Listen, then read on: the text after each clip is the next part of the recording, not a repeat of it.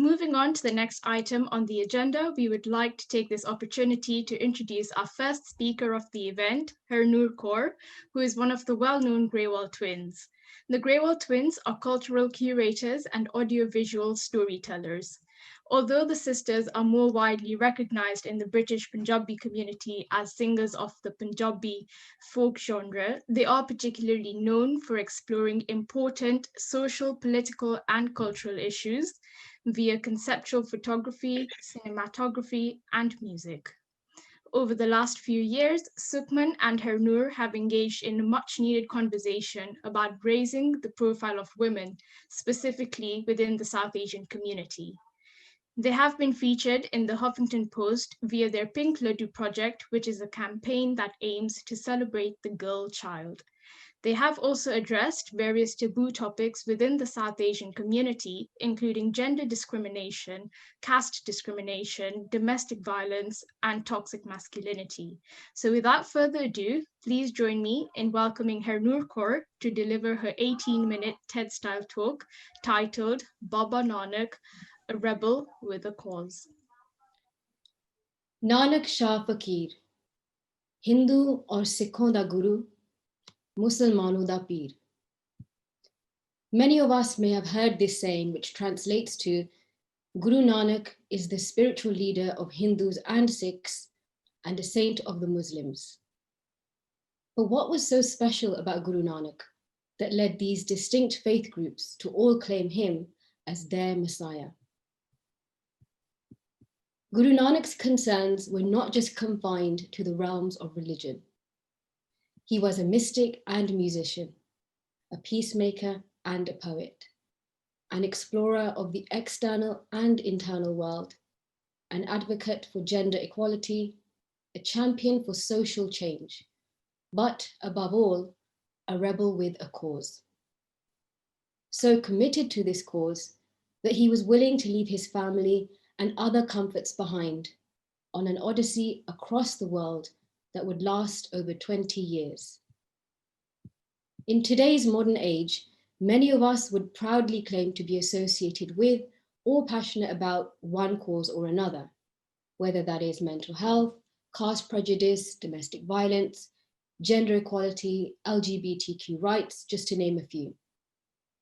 But how many of us are devoted enough to an ideal to leave behind our modern comforts, domestic duties, and security of employment? Are we brave enough to be flag bearers for cultural and social change as Guru Nanak was? It's important to add that one needn't leave their family or community to make an impact, because in today's digital era, we don't even need to leave our homes like Guru Nanak did, because we can use our phones as instruments for social change. More importantly, though, we all know that the change we want to see in the world starts at home. How many of us have tried to challenge traditions, customs, and ways of living within our own families, but have found it difficult to do so or met with objection? If there's anything we can learn from Guru Nanak, it is that we shouldn't be afraid to question the world that we live in and be a non-conformist, even if those closest to us think that we are a troublemaker, a view that Guru Nanak's own father, Mehta Kalu Ram, held of his extraordinary and exemplary son. As well as exploring the metaphysical spheres, Guru Nanak also revolted against limiting customs and ways of living. He gave us the wisdom and techniques on how to live and engage in all aspects of life, from our obligation as a homemaker to our social and moral obligation as members of the human race. Guru Nanak's life and legacy is highly relevant today as it was over 500 years ago. The social fabric of Guru Nanak's time was based on inequality and injustice. He not only condemned, but challenged that social order in which the dominant forces exploited the marginalized sections, which included females, the destitute and disabled, and those of lower castes. Guru Nanak led by example, and not just through his words. He was bold and brave enough to stand up against revered religious figures such as Qazis and Siddhs, people who represented institutions that predated him. And this is no small task, especially for a person who did not hail from a family of enlightened thinkers or someone who had been bestowed the title of Guru by a human. Without any such credentials, Guru Nanak was able to challenge an entire infrastructure by calling out the hypocrisy and sectarian practices of the society he lived in, and engaged with people who initially were not aware of his importance like we are today. In a society that is increasingly globalized and rapidly evolving like ours, what are we doing as followers of Nanak to implement his inclusive teachings of unity and oneness in our daily lives, as well as addressing the social ills of our time? As Sikhs, we declare with pride to the world that our faith is one based on equality and egalitarian principles. And this is because, as early as the 15th century, Guru Nanak rejected the belief of the time that menstruation and childbirth were defiling, and that women were the property of men and belonging to the lower strata of society.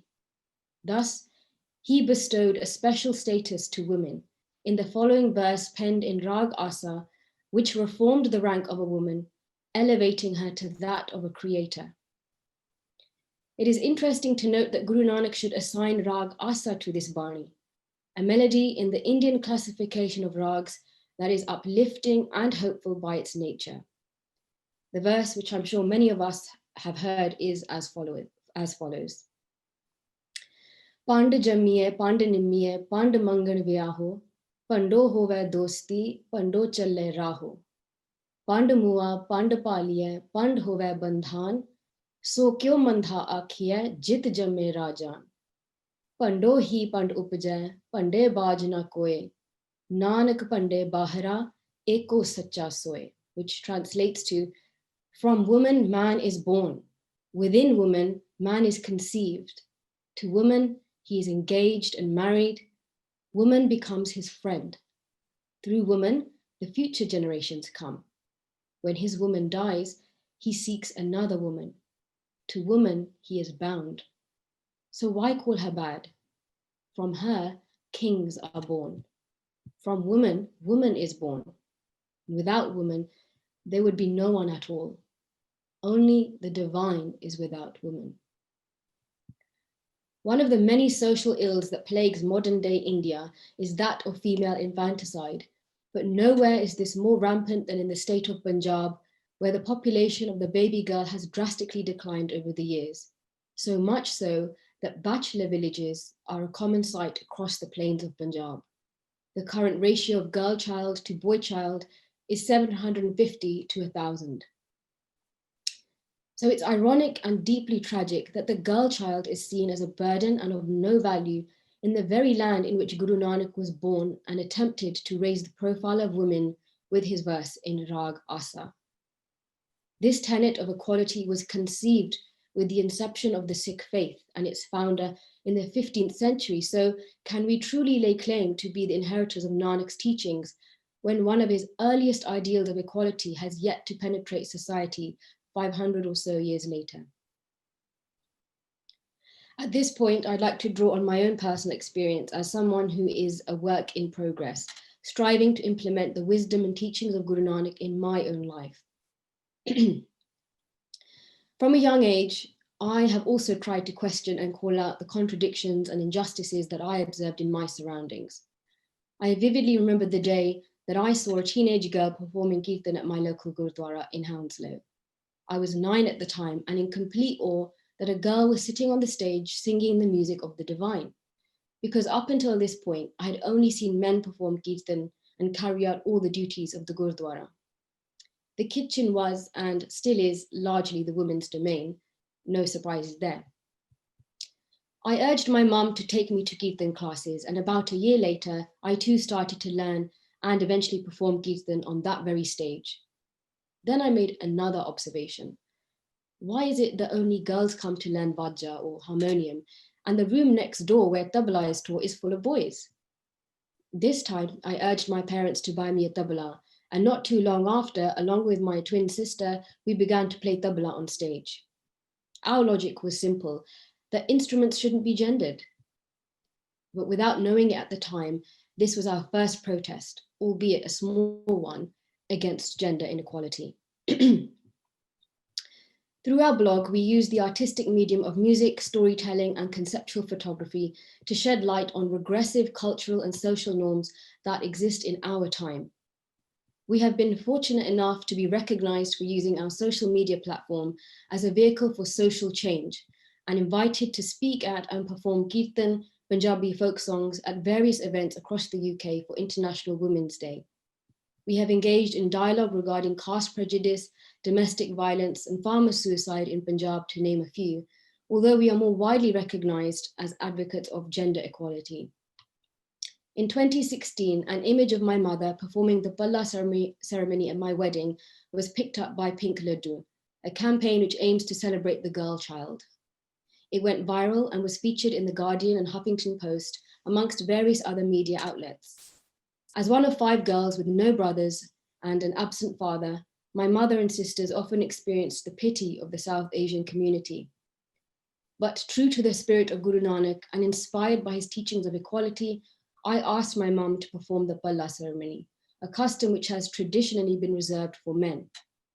Now, I understand the historical context for why this once was tradition, but these days women are also the breadwinners of a family and therefore deserve to fulfill any male-centric duty. The world resonated with this act, and to me, the attention it received signified that as a society, perhaps we have not progressed as much as we believe, because the reason everyone responded to it in the way they did means that this is not yet the norm. Putting culture to one side, we need to question, in the vein of Nanak, if we are following his principles from the point of view of faith. I often receive messages from Sikh men who tell me that Kirtan should only be sung by men.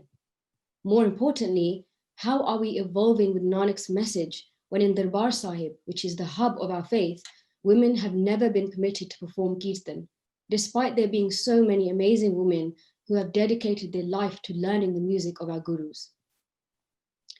My sister and I have had the privilege of conducting Sej parts and Bhog parts at our local Gurdwara since we were teenagers. My desire is to see the equilibrium that Nanak spoke of restored, with females dominating more visible spaces in Sikhi. In 2020, this should be commonplace, especially since Guru Nanak made a point about it in the 1500s. Though we might still have a lot of work to do in reinstating the Ekta of Nanak's vision, Sikhs are still witness to this oneness and unity of the human family through the concept of langar that Nanak conceived, which is led entirely by volunteers and brings millions of people across the globe together every day. People all over the world know that wherever they see the Nishan Sahib, they will be embraced by the house of Nanak and receive a hot, nourishing meal completely for free. Even if the institution of langar has become the lasting symbol of Guru Nanak's followers, then that is far superior to what any charity or establishment has achieved or will ever achieve. In any world disaster, Sikhs are always the first to respond and ready to give their entire self to help those in need. With the current farmer crisis in Punjab, the farmers continue to provide food and water to the police, the very police who are using tear gas and water cannons on these farmers that are peacefully protesting.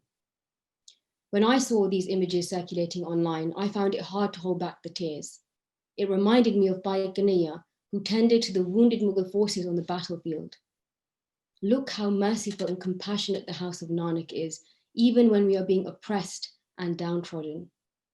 When Nanak emerged from the Berni River 3 days after he was thought to have drowned, he emerged with the message, Na koi Hindu, na koi Musliman, referring to that one divine light that connects us all, that cosmic energy that sees no labels or distinctions. Guru Nanak was a remarkable revolutionary and role model and will continue to be for eons to come. As Bhai Gurdas says, Sat Guru Nanak pargatiya, mitti thund jag chanan hua. Guru Nanak came onto this earth to dispel the darkness of ignorance and illuminate the world with the wisdom of the divine word. We are still navigating in an age of darkness, but by surrendering to the cosmic will of the universe and following the instruction in the title of Japji Sahib to jap or meditate, we can remove the ignorance of duality which causes us to suffer. Guru Nanak questioned everything that conflicted with the idea of ik, the understanding that there is one creator whom everything in this world, including humans, are fashioned from. Anything in the social, cultural, or economic order that deviated from the philosophy of Advait or non-dualism is what Guru Nanak called out, especially if it ostracized people and made them detached from humanity and their divine self. With the creation of nation states and borders, it's become problematic to dissolve these barriers of religion and other societal constructs. And in turn, it makes it that much more difficult to view the divine light in each and every being. Guru Nanak's teachings were simple, practical, and inclusive of all members of society, regardless of gender, faith, or status. This notion that the spiritual path is open and accessible to every man, woman, and child was groundbreaking for its time. And it's for this reason that Guru Nanak was and still is and will continue to be appealing to a diverse group of people, whether that's Hindu, Muslim, or Sikh. In his Arti, Guru Nanak states, Sab mein jyot, jyot hai soe, which means that that light is within everyone. You are that light. He reminded the people that though we might perceive one another to be separate and different, there exists a common thread that connects us all, and that is that the light of the beloved resides in the heart of every being. May we all recognize and be one with this light.